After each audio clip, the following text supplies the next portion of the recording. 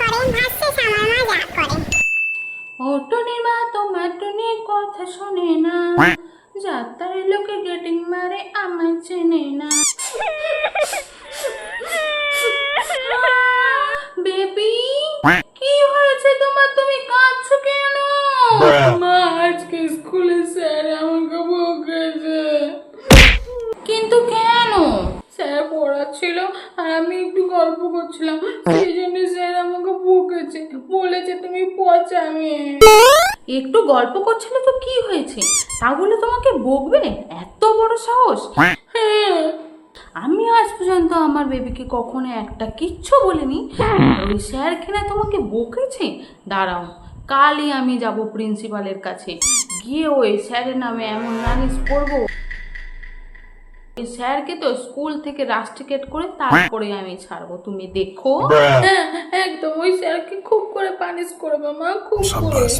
হো বেবি তুমি কেঁদো না, আজকে আমি তোমার ফেভারিট পিৎজা বানিয়েছি, চলো খেয়ে নেবে।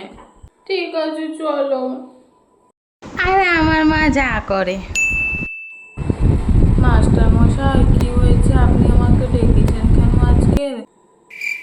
আমার ছেলে কি কোনো দুষ্টুমি করছে? আমি তো বলেছি মারবেন ওকে বেশি করে, আমি তো কোনো কিছু কোনো মানা করিনি, মেরে ধরে শেষ করে দেবেন। না তেমন কিছু নয়, ওই রেজাল্টের জন্য।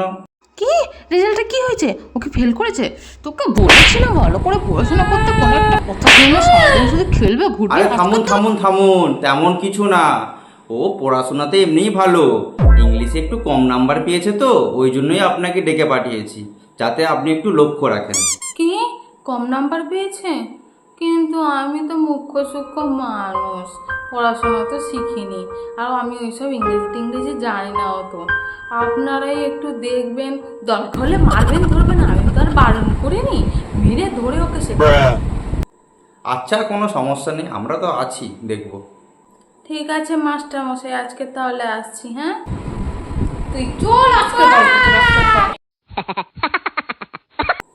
মা, আমাকে খিদে পেয়েছে। কি খিদে পেয়েছে? কোনো খাওয়া দাওয়া হবে না আজকে, সব খাওয়া দাওয়া বন্ধ। চ, আজকে তোকে আমি নিম গাছের সঙ্গে বেঁধে নিয়ে রেখে দেবো, সারা রাত ওখানে থাকবি, যত পেদনিগুলো আছে সব তোকে তুলে নিয়ে চলে যাবে, তারপরে দেখবো তোর কি করে নাম্বারটা কম আসে।